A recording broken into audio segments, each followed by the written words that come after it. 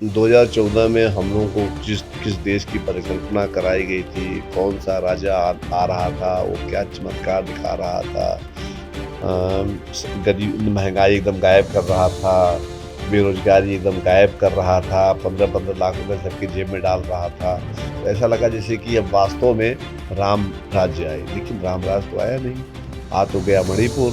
हर हफ्ते एक नई यूनिवर्सिटी खुल रही है, कहाँ खुल रही है भैया? हर दूसरे दिन एक डिग्री कॉलेज कहाँ खुल रहा है भैया? अरे यार, झूठ की भी एक लिमिट होती है। तुम मणिपुर के नाम पे वोट मांगोगे, तुम कोरोना के नाम पे वोट मांगोगे, तुम ऑक्सीजन के नाम पे वोट मांगोगे, तुम पैदल चलते जो लोग मर गए उनके नाम पे वोट मांगोगे, तुम महंगाई के नाम पे वोट मांगोगे, तुम बेरोजगारी के नाम पे वोट मांगोगे, तुम न्यायपालिका का जो तुमने कर दिया वो क्या, सीबीआई का जो तुमने कर दिया, ईडी का जो तुमने कर दिया, मीडिया का तुम वोट किसके नाम पे मांगोगे? तुम एक कोई एक चीज बताओ, यहाँ तक ये हमने कर दिया। कोई एक चेहरा बता करके तुम्हारे देश को बर्बाद नहीं होने देंगे कि मान लो एक को तुम बनवा दो कोई, जैसे कि तुमने इसमें एनडीए बनवा दिया, पूरा देश बर्बाद हो गया, सबकी जेबें खाली हो गई, बेरोजगारी फैल गई, महंगाई फैल गई, लाचारी फैल गई और गंदगी जो फैली तुम देख ही रहे हो। अब मणिपुर ज़्यादा खराब गंदा कोई काम तो हो नहीं।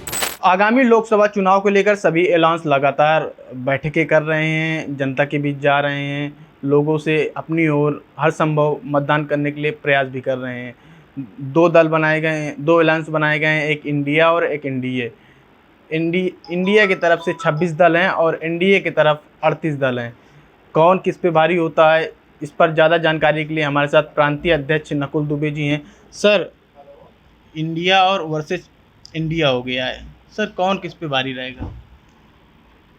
देखिए, अब की बार जो है जो चुनाव है ना, वो 2014 बनाम इंडिया है। 2014 में हम लोगों को किस देश की परिकल्पना कराई गई थी, कौन सा राजा आ रहा था, वो क्या चमत्कार दिखा रहा था, गरीब महंगाई एकदम गायब कर रहा था, बेरोजगारी एकदम गायब कर रहा था, 15-15 लाख रुपए सबकी जेब में डाल रहा था। तो ऐसा लगा जैसे कि अब वास्तव में राम राज्य आए, लेकिन राम राज्य तो आया नहीं। आ तो गया मणिपुर।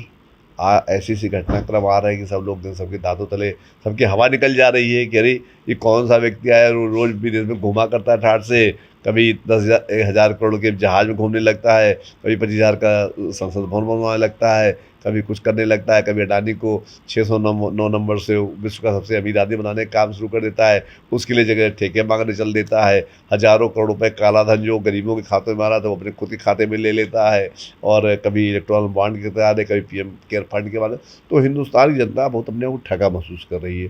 तो जो 2024 की आप लोकसभा का जो इलेक्शन सोच रहे हैं, वो जनता बनाम एनडीए होगा, जनता लड़ेगी चुनाव की बात। सर, जिस तरह से कहा जाता है कि यूपी, दिल्ली का रास्ता यूपी से होकर जाता है, यूपी में 80 लोकसभा सीटें हैं और यूपी के उप मुख्यमंत्री हैं केशव प्रसाद मौर्य, वो 80 में 80 सीट जीतने का दावा करते हैं। सर, इसे किस तरह देखते हैं? अपनी तो जीत नहीं पाए वो। 2022 में वो अपनी विधानसभा खुद हार गए हैं। अब वो 80 में 80 कहाँ से लाएंगे? उनको ध्यान देना चाहिए वो कि अपनी वाली सीट क्यों नहीं जीत पाए थे, उस पर करें। इस बार वही उनकी वाली जो सीट की है पूरे उत्तर प्रदेश की पुनरावृत्ति होगी, और कोई भी सीट इस बार भारतीय जनता पार्टी अपनी जमानत बचा ले, बहुत बड़ी बात है। और लोकसभा के चुनाव होंगे लेकिन विधानसभा वार उनकी जमानतें जब्त होंगी और उनका खाता खुलना असंभव हो गया। सर, मायावती नेता अकेले चुनाव लड़ने के लिए ऐलान कर दिया है, क्या लगता है दोनों अलायंस को इससे नुकसान पहुंचेगा? नहीं, कोई देखिए, इस बार जनता ने अभी से अपना मन बना लिया है। जनता ने कह दिया कि इस बार हमको इंडिया के साथ जाना है, बहुत हो गया, इस बार इंडिया के साथ जाएंगे। और सब लोग इंडिया के साथ जा कर के हिंदुस्तान में कांग्रेस पार्टी के नेतृत्व में सरकार बनाने के लिए सब लोग कटिबद्ध हो चुके हैं, इसलिए इंडिया जीतेगा। सर, सुहेल देव भारतीय समाज के राष्ट्रीय अध्यक्ष हैं ओम प्रकाश राजभर। जब 2022 का विधानसभा चुनाव था तो खुले मंच में बाबा को कह रहे थे कि ऐसा करेंगे कि मंदिर भेज देंगे, मोदी को बाहर कर देंगे। अब उसी एनडीए में शामिल हो गए हैं, आज मुख्यमंत्री से भी मुलाकात की है। सर, इसे किस तरह देखते हैं? दोनों एक जैसे हैं, दोनों सभी एक जैसे हैं। अब कुछ सबसे ज़्यादा न कहलवाई। देखिए, ऐसा नहीं कि नहीं, कह दीजिए सर। नहीं कहना, इसमें कहना क्या है? सभी जान रहे हैं, आप भी जान रहे हैं, हम भी जान रहे हैं कि जो लोग अपने व्यक्तिगत लाभ को सर्वोपरि मान लेते हैं, उनके लिए देश कुछ नहीं है, उनके लिए प्रदेश कुछ नहीं है, उनके लिए समाज कुछ नहीं, उनका अपना व्यक्तिगत हित काहे में हो रहा है।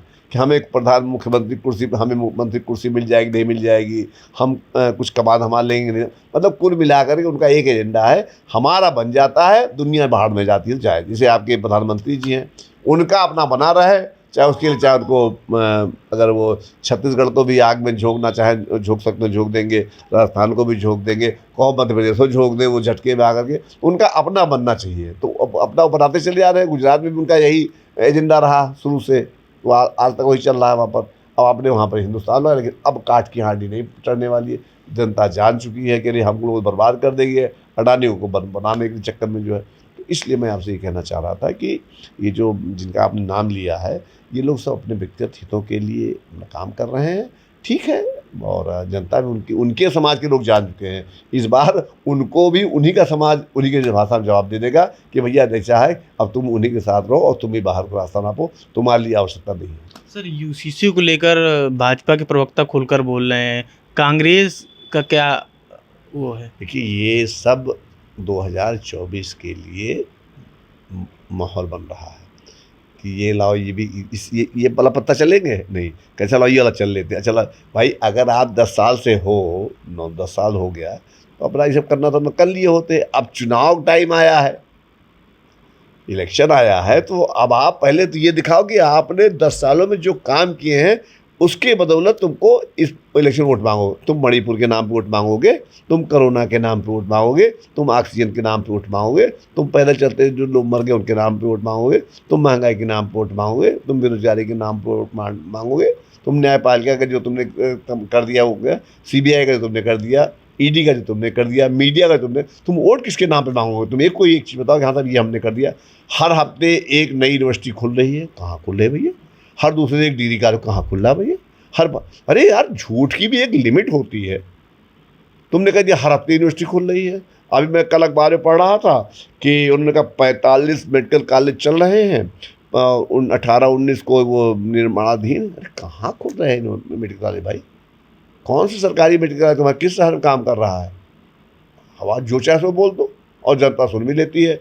वो भैया कल का एक बार है शायद, उसमें निकला है कि उड़ीसा, कर्नाटक, बेल्लोर, पता नहीं कहाँ कहाँ के लोग, वो लोग आए हैं, वो शिक्षाविद हैं, तो उनके सहारे। अरे मतलब उत्तर प्रदेश को नहीं मिला, यूपी में एक नहीं मिला इनको जो है।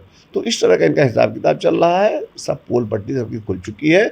जनता इस बार 2024 का चुनाव लड़ेगी, और जनता जिस सम्मान के साथ बीजेपी को लाई थी, उसी सम्मान के साथ बीजेपी को विदा कर देने का काम करेगी। सर, जिस तरह से आप महंगाई की बात कर रहे हैं, भाजपा तो कह रही है कि महंगाई कहीं नहीं है। हाँ, आप बताइए, अगर आपको सिलेंडर फ्री मिल रहा हो तो भाई बधाई हो, एक आध हम लोग को पहुंचवा दिया करिए। अगर आपको बिजली बहुत सस्ती मिल रही है, पूरे हिंदुस्तान में सबसे ज़्यादा महंगी बिजली है उत्तर प्रदेश में, और पेट्रोल आपको फ्री मिल रहा होगा, हमको लगता है, क्योंकि आप मीडिया चैनल से, हो सकता है भाई गोदी मीडिया की वजह कुछ हल्का हल्का लाभ आपको भी पहुंच रहा हो, तो चलिए एंजॉय करिए लाभ आप। तो महंगाई की तो बिरता, टमाटर आपको फ्री मिल गया होगा, और सर, हमें तो मिला नहीं है, तभी तो अरे तो हमें, अब आपने कहा महंगाई है नहीं, भाजपा हम नहीं कह रहे सर, भाजपा के लोग कह रहे हैं। भाजपा आपसे मिलेगा तो आपने उनको चुप नहीं कराया होगा। आप लोग को हमसे कहना नहीं चाहिए था कि भाई महंगाई कहाँ नहीं, किस, अरे बच्चों की फीस 400 गुना बढ़ गई। इस वक्त हर जगह लूट मची हुई है। लूट सको सो लूट, लूट सको सो लूट, अंतकाल पछताएगा जब पड़ जाएंगे छूट। क्या पैसा न हो गया है कि अडानी का जेब भरते भरते उनको इतना होश खो चुके हैं कि अब सबके जेब से पैसा निकाल लो, आधार के माध्यम से निकाल लो, लिंक भेज दो, ये जान लो कि आसिफ भाई बैठे हैं, इनकी जेब में कई रुपए की नोटें पड़ी हैं। अगर 6 से ज़्यादा हो गई, हमारे गया तो कल 6 ही थी, आज 7 कहाँ से हो गई? ऐसे देश चलता है। तो इसे गुलाम बना लो, हम लोग सब गुलाम देश के नागरिक हो जाए। इस तरह से आप जो कभी 500 की नोट, कभी 1000 की नोट, कभी 2000 की नोट, क्या है हिंदुस्तान में कितनी बर्बादी हो रही है। आप जरा सोचिए कि 2016 में जब 500 और 1000 के नोट बंद हुए थे, कितना बर्बाद हुआ था हिंदुस्तान का करेंसी। हिंदुस्तान को उस नई करेंसी छपवाने में और पुरानी करेंसी विदाउट करने में हज़ारों करोड़ का नुकसान हुआ था, और फिर आपने कह दिया 2000 नोट बंद कर दिए। अरे यार, कोई फैसला ऐसा करो जिसको चला पाओ। काले कानून लगा दिए, कृषि कानून, जब 1000 करीब किसान मर गया वहाँ पर, आपने कहा क्षमा मांगते हैं। भाई तुम्हारे आगे पीछे कोई नहीं, इसका मतलब नहीं किसके आगे कोई पीछे आगे पीछे कोई नहीं है। कानून लाते हो क्या हम क्षमा मांगते हुए, हम कानून विड्रा करते हैं। अब वो कल छाती पीट रहे थे बड़ीपुर को लेकर के, अरे यार यही छाती तुम अगर 2 महीना पहले पीट लिए होते तो शायद बहुत लोग की जानें बच गई होती। तो तुम्हारी छाती कब पीटोगे और वैसे डायलॉग मारोगे 140 करोड़ पर मैं अकेला भारी हूँ। क्या भारी, खाक भारी हो? नहीं तो उनके साथ तो 38 दल हैं। 38 कौन वाले सवाल?